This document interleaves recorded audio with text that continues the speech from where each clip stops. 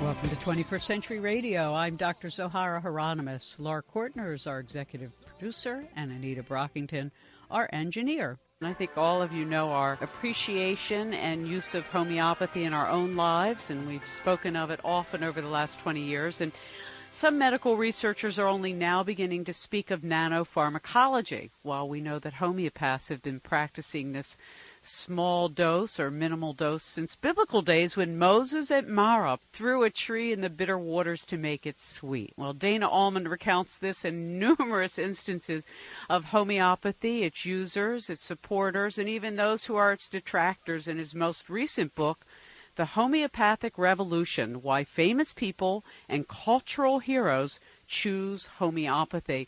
Dana has joined us over the years to talk about homeopathy, and this hour is no different. We'll find out what some of these famous people have said, why they've used homeopathy, and what it means for our present and future. Dana, thank you so much for joining us. What a lovely introduction, Zoe. It's been a while. It has been a while since we danced. I think a decade.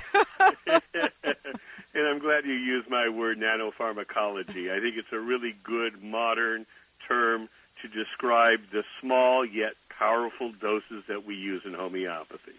Maybe we could start there, and I know you're the founder of Homeopathic Educational Services, which has done so much to help educate the people of the world, so thank you for that great service.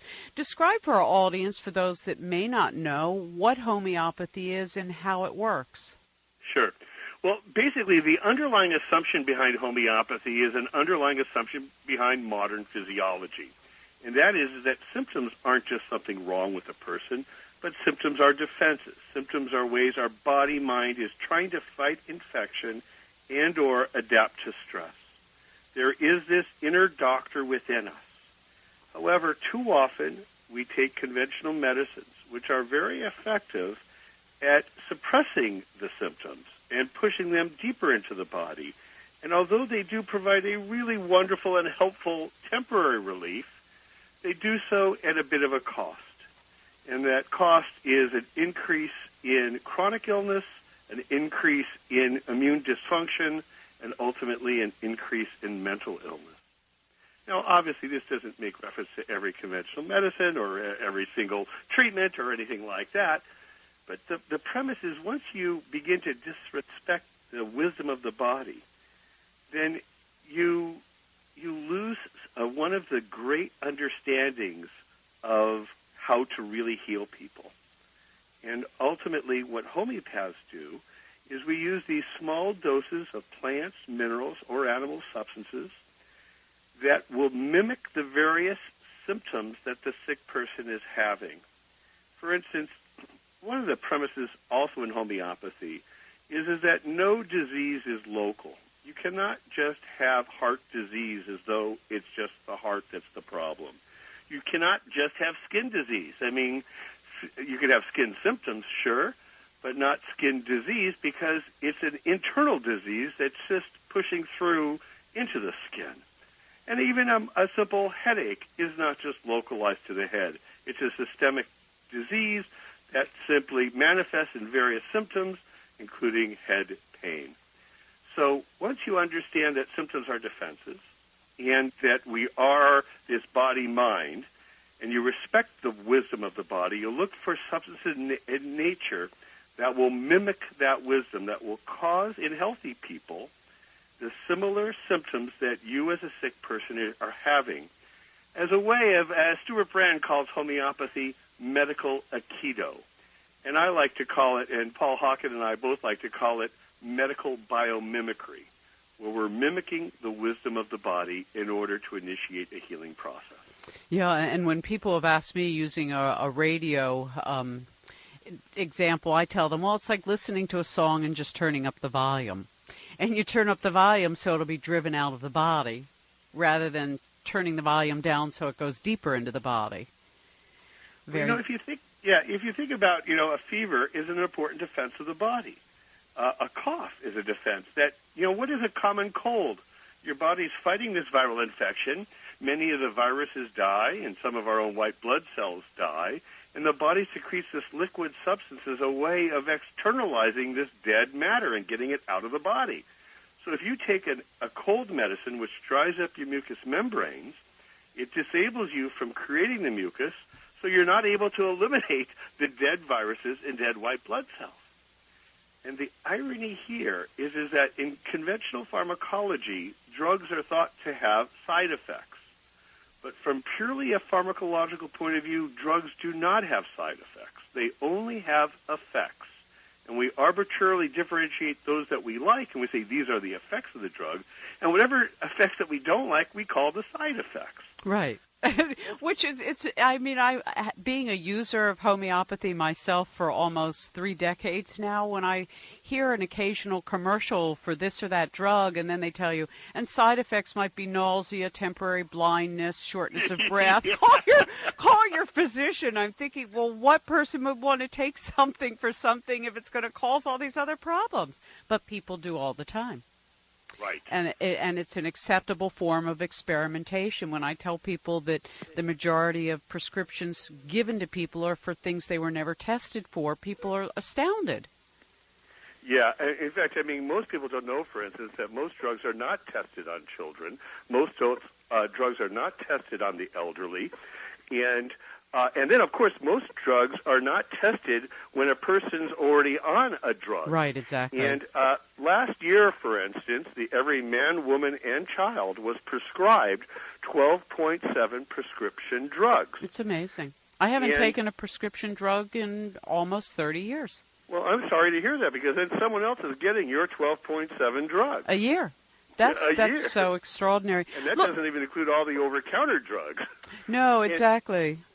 Well, let me ask you, Dana, when you look at, because you've been involved now for quite some time in promoting and bringing a greater appreciation and understanding to homeopathy, how have things changed? We've covered extensively over the past 2 decades the AMA's effort to destroy homeopathy and the things that have gone on politically and economically, but there is a change.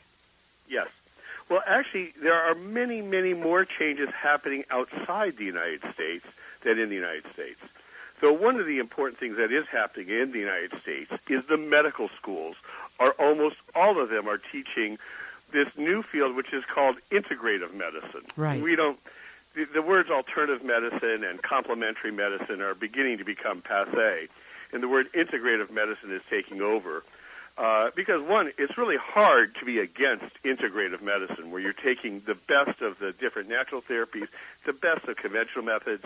So the bias in this integrative medicine concept is towards safer natural methods as a first and primary focus, and then bringing out the big guns of conventional medicine if and when needed. Mm-hmm. But back to what's happening throughout the world, right now in Europe, homeopathy is so popular, it's almost hard to even refer to it as alternative medicine. Something like 30 to 40% of French doctors use it, about 20 to 30% of German doctors use it, 40 to 50% of British doctors refer to patients to homeopathic doctors. And the royal family uses homeopathy. The royal family, of course, yes. And in fact, the royal physician even wrote the foreword to this new book of mine. Yes, a beautiful tribute. Yeah. Now, when I even wrote the chapter in this new book about monarchs, I thought I was going to be focusing on the British monarchy. Mm-hmm. But I uncovered incredible stories about monarchs in France, including Napoleon III, monarchs in Italy, monarchs in Belgium, monarchs in Norway. Even the last reigning queen of Hawaii was a big advocate of homeopathy. And consistently, what I have found is many of the most famous and well-known cultural heroes of the last 200 years have been users and or advocates of homeopathy. The people that have the choice of whatever health or medical care in the world are often turning to homeopathy as a first and often primary method of treatment. Well, and I thought it was fascinating what you had to say about Charles Darwin. Yeah. And even Sir William Osler. Maybe tell our audience about Charles Darwin and homeopathy. Okay. Well, his is an amazing story. As we know, he went to South America in the 1830s, And he got so sick over there that when he came back from 1837 to 1849, he was sick as a dog. He was having chronic and severe nausea and vomiting. He was having heart palpitations. He was having dizziness and fainting spells and spots before his eyes. In 1849, he said that he was so sick that he could not work 1 out of every 3 days, and he was so sick that he was late to his own father's funeral. Okay?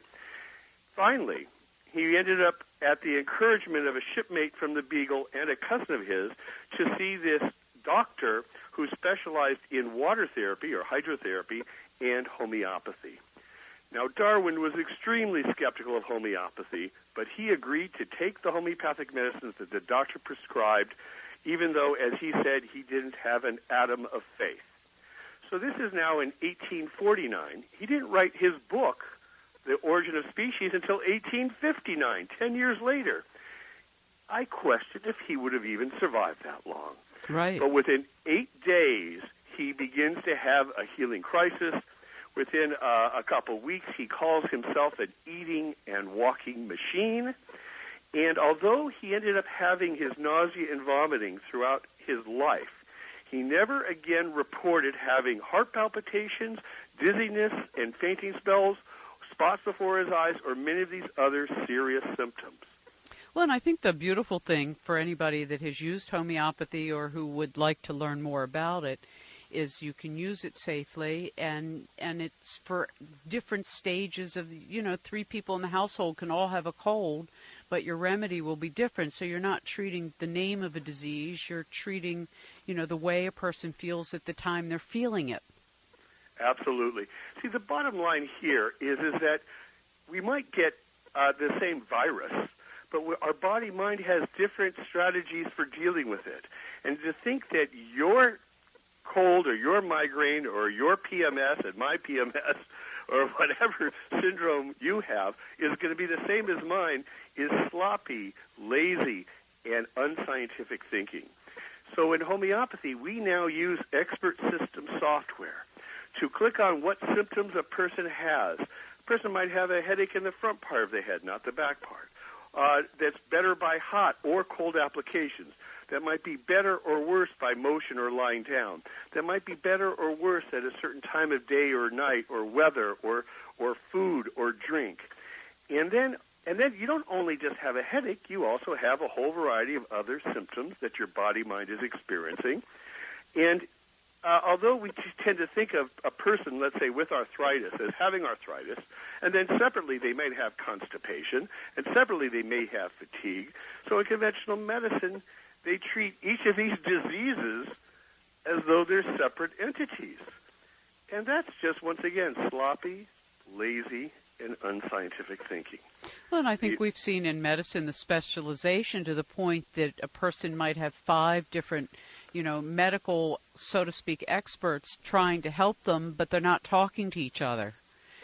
And I mean, it's tragic to me. It's just a tragic form of what they call care, but to me, it's just sort of laboratory experimentation. And hopefully, people's bodies sometimes survive the treatment. I mean, I know the many shows we've done on cancer therapeutics and normative cancer therapy. They often talk literally about 50% of the people dying from the treatment, not the disease. But I want to come back, Dana, in your book. It's really wonderful, The Homeopathic Revolution, Why Famous People and Cultural Heroes Choose Homeopathy.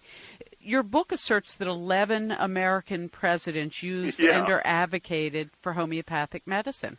Yeah. In fact, not only 11 American presidents, several British prime ministers, including Tony Blair recently, and Disraeli more, a little bit in the past. Also presidents of Germany, Mexico, Pakistan, Norway.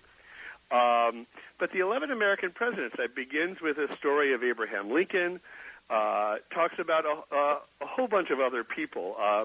But I'll mention the part of the story of Abraham Lincoln that might intrigue you and your listeners, because it will give you a sense of the animosity that conventional doctors had towards homeopaths then and even sometimes today.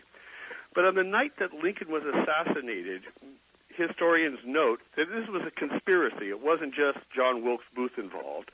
But one of his accomplices approached the Secretary of State, William Seward, and stabbed him 7 times. He got into his house by claiming to have delivery of a homeopathic medicine from his homeopathic doctor, because Seward, Lincoln's most trusted advisor, was a big advocate for homeopathy. And, in fact, actually most of the members of Lincoln's cabinet were also advocates of homeopathy. So what ends up happening, the closest doctor to Seward at the time was the Surgeon General of the United States, Dr. Barnes.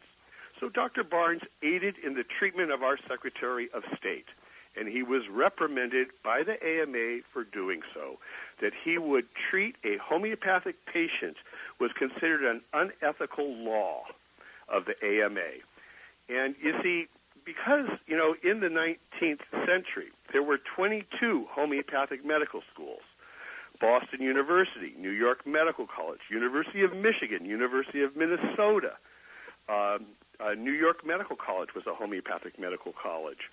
And so we were within the mainstream. Many of our patients were many of the literary greats, the richest families in America. So we were a threat to orthodoxy, and the only way they could deal with us is to say that if anyone refers any patient to a homeopath, then no other AMA member can refer patients to them. It was a clever way to try and disable the referral processes or even having any relationship with a homeopathic doctor. Yeah, it's guild politics, and the guilds are famous for keeping information out that somehow or other doesn't benefit them, whatever guild it might be. If you're just joining us, our guest is Dana Ullman, Ullman is how he spells his last name. The Homeopathic, like Tracy, who's my sister. The Homeopathic Revolution, Why Famous People and Cultural Heroes Choose Homeopathy. It's a North Atlantic Books. You can find more online at www.homeopathic.com. That's homeopathic.com.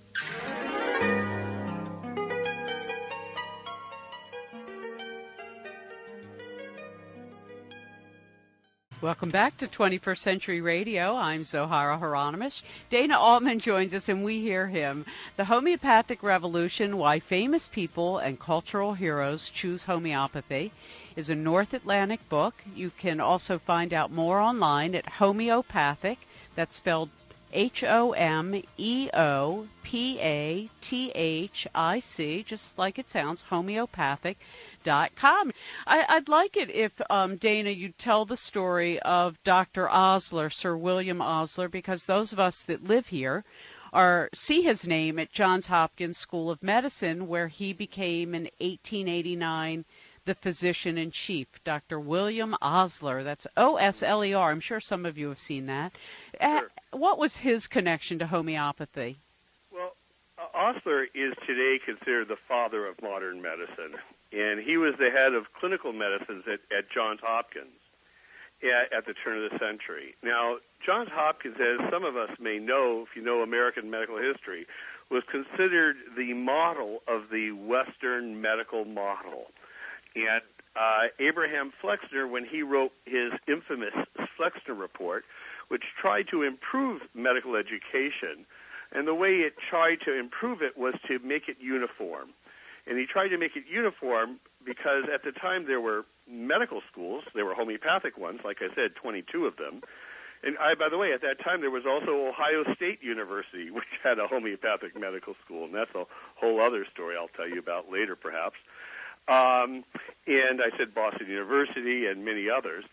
And there was osteopathic, there was naturopathic, there was also a lot of eclectic medical schools, which taught botanical medicine, homeopathic medicine, and conventional medicine. And so what Flexner did is he tried to make it all conventional. And believe it or not, one of the chief antagonists to Flexner was Osler, because what Flexner tried to do in making it a uniform medical school education is to not have a lot of clinical training in it, but make it entirely experimental and entirely biomedical, entirely laboratory, entirely based on biochemistry and physiology. And it also assumed that, people can and will have many diseases concurrently, and that you treat the body akin to a machine. So Osler, did have a different point of view also on homeopathy. It's not as though he was a practitioner of homeopathy. He wasn't. But, the quote that I have from his farewell address as he left Johns Hopkins and he went on to be a leading professor at Oxford University in England, he says this: "It is not as if our homeopathic brothers are asleep. Far from it. They are awake, many of them at any rate, to the importance of the scientific study of disease." And he went on, and he was even quoted in Time magazine in 1940 to say that no individual has done more good to the medical profession than Samuel Hahnemann, who's the founder of homeopathy. And Hahnemann, by the way, is the only physician in our own nation's capital to which there is a statue and monument. Oh, that's interesting. I wasn't aware of that. It was dedicated in 1900 by President McKinley, another advocate of homeopathy. And the Attorney General at the time was one of the keynote speakers. And it's at the corner of, or at the circle of 15th and Massachusetts. Huh? Well, next time I'm there, I'll look for it. It's even surrounded by ginkgo trees. So, I love the fact that it just happens to have ginkgo trees all around it. When you look at, and it's a curious way that, not that the book is written, it's curious in the sense that you decided that this was the next step in your own sort of public effort to promote homeopathy. When you selected, you have famous politicians, you have sports superstars like David Beckman and Herman Mayer, and physicians and scientists and musicians, Beethoven and Barber and Yehuda Menuhin and Tina Turner and Paul McCartney and Ravi Shankar. It goes on and on. Why did you decide that this was an appropriate way to promote homeopathy? Well, believe it or not, the real instigating event was the passing of Coretta Scott King. When she passed away, the media reported that she was in an alternative medicine hospital in Mexico, specifically seeking homeopathic treatment. Mm-hmm. At that point, I literally threw down the gauntlet and said, that does it. This is just one more person who we all have an incredible amount of respect for, who had an appreciation for homeopathy, maybe too late in her life, but still an appreciation for homeopathy. And I decided to connect the dots. Mm-hmm. Now, I've written a number of other books that teach people how to use homeopathy. Right. And I thought that was going to be the way that people would really get the value of homeopathy. But all too often, people don't get to using it until they're convinced. Mm-hmm. So then I've written books that also teach people about what homeopathy is, and I have a special interest in the research side of medicine and science. So, in fact, there's much more research on homeopathy than people realize, and I thought that would talk to people. But for some people, the research side is too technical. Right. For other skeptics, their attitude is, I don't care what research you do, I still disbelieve it. Right. And so that wasn't providing enough breakthrough information. And I know that in my life, I like to know what other people do in their life to make it better. What do people that I have a lot of respect for in my life, what do they do to be at the top of their game? And homeopathy seems to be one of the things that, if you connect the dots of so many of these respected cultural heroes, that they add into their life. It was so interesting to me. As I said, it's been the mainstay of our wellness for now 3 decades. And so when I was reading your book and seeing that all of these amazing people, particularly your spiritual community of people, I'm going, wow, all the people I've studied and read. It's like, this is just great, from Mahatma Gandhi to Paramahansa Yogananda. So when you look then at, for instance, the current figures in the world that may be influencing, who do you think our audience would have interest in? Wow, that's a tough one. Ultimately, because, I do have chapters, as you said, on literary greats, sports superstars, physicians and scientists, corporate leaders and philanthropists, My chapter on clergy and spiritual leaders, I have 7 different Pope stories. It's amazing. Well, there's one I was story also surprised, by the way, that you mentioned Rabbi Menachem Mendel Schneerson, the Lubavitcher Rebbe, who many of our audience have heard of, was a big proponent of homeopathy. Yes, I also was a prescriber a bit for him at one point. Oh, you were? And in fact, it was also a mind blower for me to find a leading Muslim cleric who was not only a homeopath, he wrote a 700-page homeopathic textbook. How did you go about finding this out about all these people? Myself as a researcher, I know what I have to go through, but this is such a particular pursuit of finding that all of these amazing people, whether it was Dr. Osler at Johns Hopkins or Ludwig von Beethoven, who used homeopathy and spoke of it. It's amazing. Every single person came from a different source. Mm-hmm. And every person, there's a whole story behind how I found that person. And in fact, I also have to tell you, the amount of magic that I experienced on a regular basis. Once I made a decision to write this book, a wind came at my back. Mm-hmm. And whenever I would be looking for something, someone would come up with this information and help guide me to it.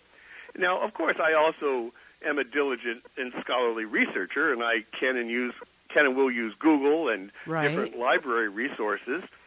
But there's so many things that I had to find outside of the Internet. How did the writing the book affect you, Dana? Given, as you just said, it's, I don't know how many individuals are in here, but we're talking about hundreds. Hundreds. Well, I swear, like I said, ever since I decided to write this book, I have had magical experiences happen to me on a daily basis.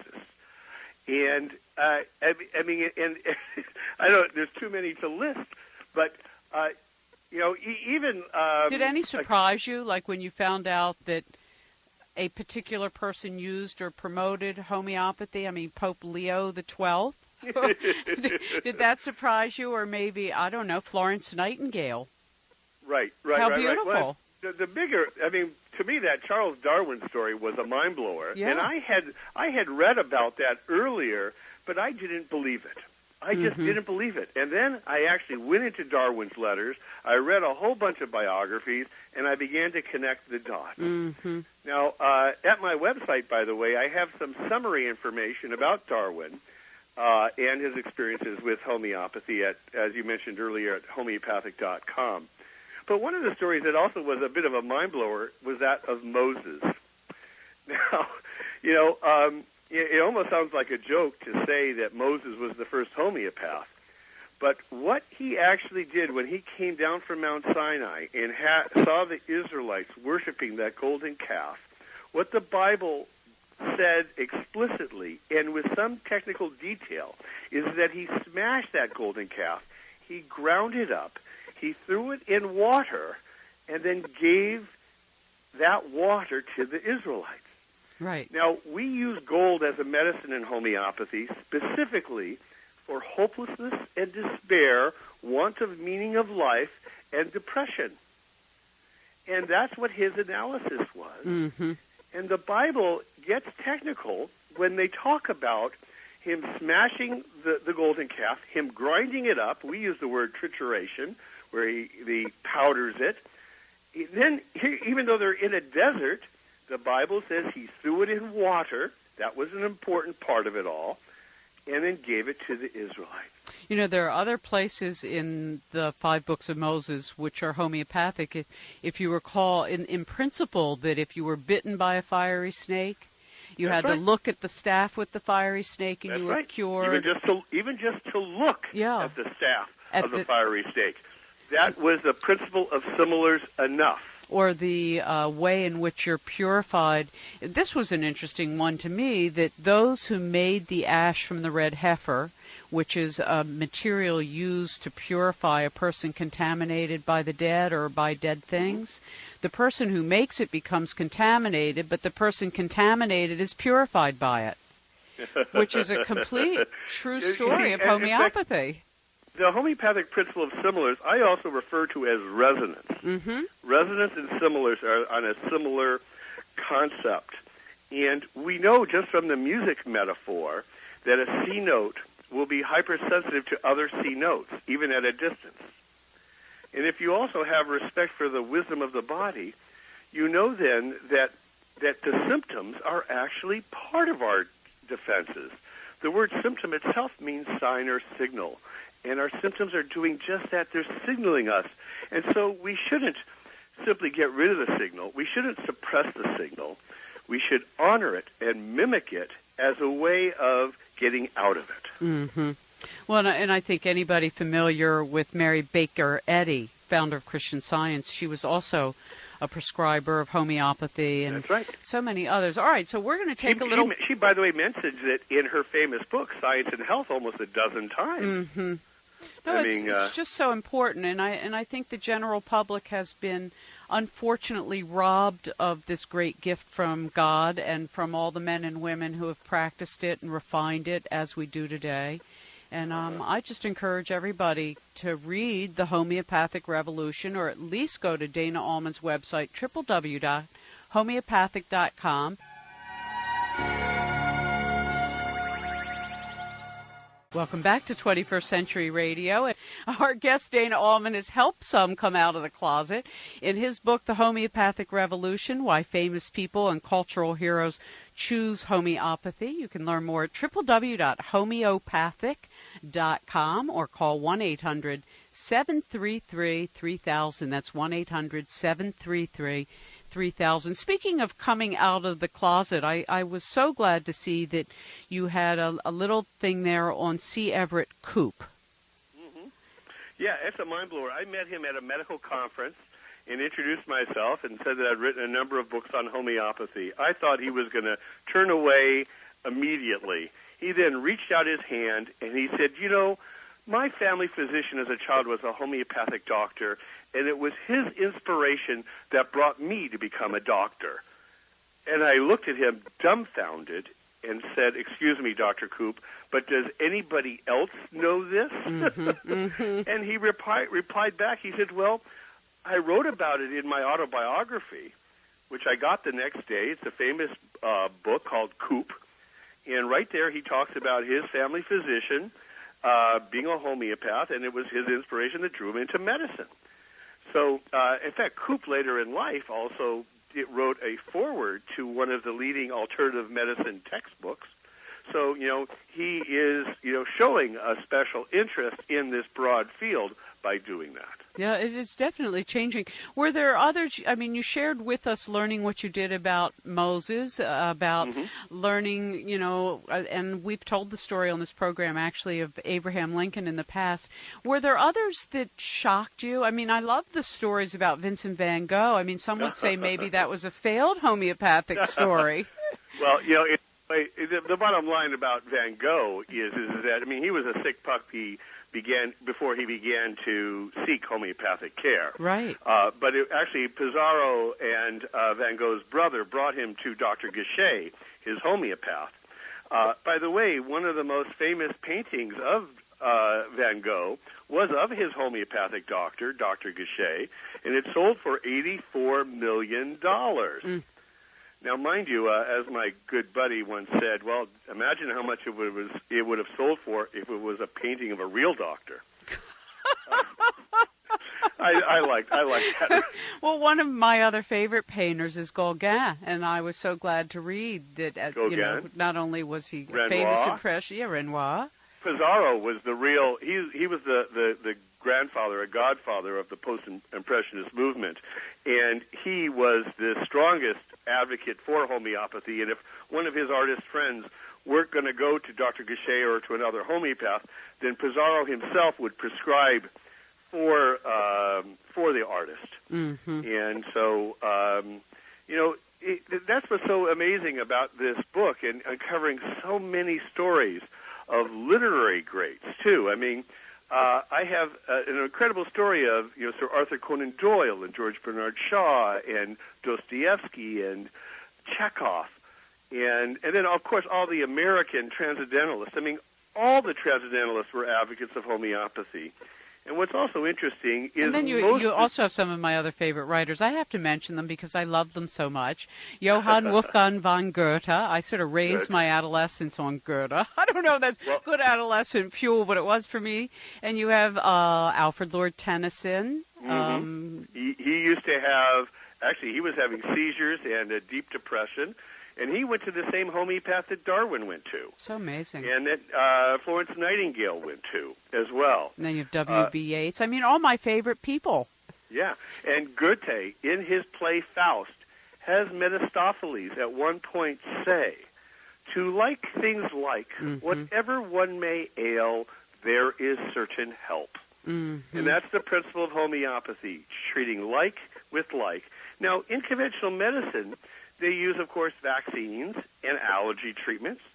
Two of the very few methods in all of conventional medicines that does something to augment the body's own immune and defense system. And what a coincidence. It's based on this homeopathic principle. Right, except they deliver the real thing and not the shadow or the etheric print of it. Let's talk for a moment, though, about the role of water, because, you know, in the stories of Moses and Torah in general, water is the medium which carries the healing agent, and in homeopathy, too. So describe for us what modern research is beginning to understand about the power of water. Well, you know, what I'm going to tell you now is going to really blow your mind, because this is the newest thinking about how homeopathic medicines may work. The thing is that we always used a distilled water. Now we just double distill it to make it even more purified. And we make it in glass bottles because we thought that glass was inert. In other words, if you put it in tin or some other type of metal and you use a double distilled water, whatever metal you're using would go into the water. We didn't think that was true with glass, but in fact, modern technological devices allow us to find that, in fact, as you shake this double distilled water in a glass container, that little silica chips fall off the glass walls. And so just as the air we breathe has all this little microscopic particulate particles in it, water, too, is full of these additional stuff. Now, purified and or distilled water has considerably less, but what we're finding is that when these little silica fragments fall off the glass walls and infiltrate the water, and then when you put a plant, mineral, animal, or chemical in that substance to make it into a medicine, that unique plant, mineral, or animal interacts in a different way with the silica. And I think of those little silica chips in the water as storing information, as storing that particular plant, mineral, or animal, chemical substance you're making into a medicine, and that changes the very structure of the water. And it will not have any effect, however, unless the body-mind has symptoms that resemble or are similar to the symptoms as to what that substance causes an overdose.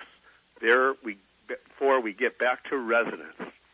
And in homeopathy, we find the more a substance goes through this process of diluting and shaking, the more powerful it becomes. But maybe, we don't know yet, but maybe there's more of these silica fragments in the water, or they somehow get more charged the more you do this diluting and shaking, and diluting and shaking. Mm-hmm. That's fascinating. Yeah. Now, there also is, I want to emphasize, there is a body of both basic science research and clinical science research. Now, of course, not all of it is positive. I wouldn't trust anyone that would ever tell me that all research in a certain area is positive. It's not, because you always have to test certain things. And some of the tests that have been done on homeopathy are plain old stupid research, where they try and give one remedy to everybody with osteoarthritis or something like that. And although sometimes that can be effective, the best way to practice homeopathy is with some degree of individualization of the person's symptoms and syndrome. Okay? Exactly. I mean, and I think that's one of the things that the medical profession took issue with, because in the drug culture, in the just say yes to drug culture that we have in medicine today, it really relies on conformity and uniformity, and it says that if you have, a symptom and all people with that symptom, well, you can all take the same drug. And so what if you're taking 3 others, and we don't know how they combine. And right. to me, it's criminal. I mean, and this was one of the reasons I started my own center. Not only did homeopathy change my life, along with acupuncture and chiropractic and some of these other wonderful methods from our ancients, but I felt that it was a crime that people who were suffering so much had to continue to suffer and die needlessly, often from illnesses they needn't have degenerated from. Right. You know, it's a tragedy that here we have all this intelligence and resources, and the most inexpensive and the safest of medicines is the one that has been kept from the majority of the American people. That's right. Absolutely. And, you know, one of the things I hope my book does is also gets people fascinated by history, because, you know, we all stand on the shoulders of everyone before us. Definitely. And unless we learn from history, we're bound to then not learn from it and repeat the same mistakes that other people have made. And, you know, one of the points that I made in the book is the certain antagonism that Orthodoxy had to homeopathy. I mean, the book itself begins with a chapter called Why Homeopathy Makes Sense and Works. And that explains homeopathy. And I then have to explain, well, what happened to it. So I do that in a chapter of why homeopathy is hated and vilified.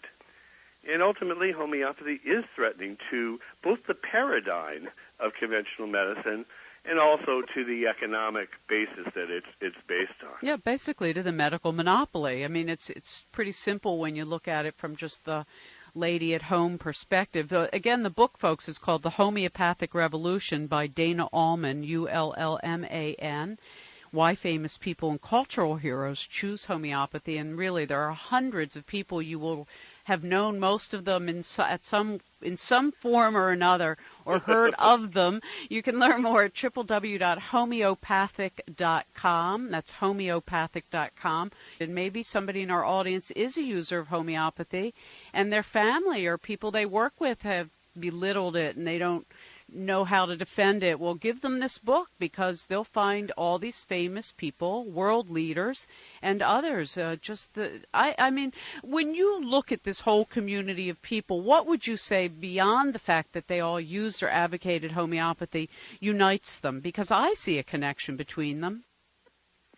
Well, you know, it is interesting because, for instance, as I was saying earlier, is that the people in America that were the abolitionists against slavery were also people for women's rights. Were also people that were for transcendental thinking and freedom.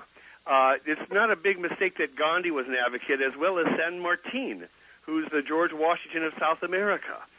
So, you know, often people that are fighters for freedom have been advocates. But then there are plenty of exceptions, like J.D. Rockefeller. The longest section in the entire book, besides Darwin, is of J.D. Rockefeller. Yeah, and tell that story. It's so interesting.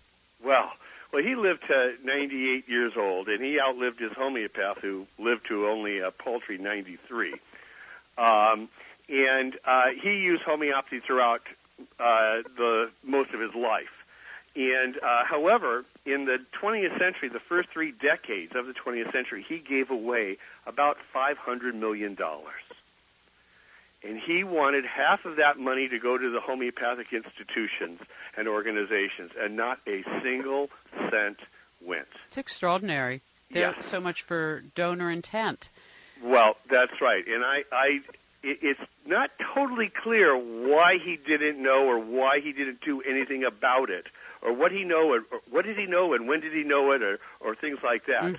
But I give the details as to what happened with his life and his head of finance, how devious a man he was. And then, of course, some of the key people from the AMA are, you know, particularly sly dogs. And I give the history of really how the AMA was able to get rich. People don't know, for instance, in 1899, they came up with a brilliant plan called the AMA Seal of Approval on Drugs, which didn't require any research for a drug company to do or any evidence of safety. all you had to do is advertise in every AMA national, regional, and local magazine, and you would get the AMA seal of approval on drugs. Well, there we go. That's the beginning. It was a legal form of bribery. Unbelievable. The old and then guilds. They did it with food.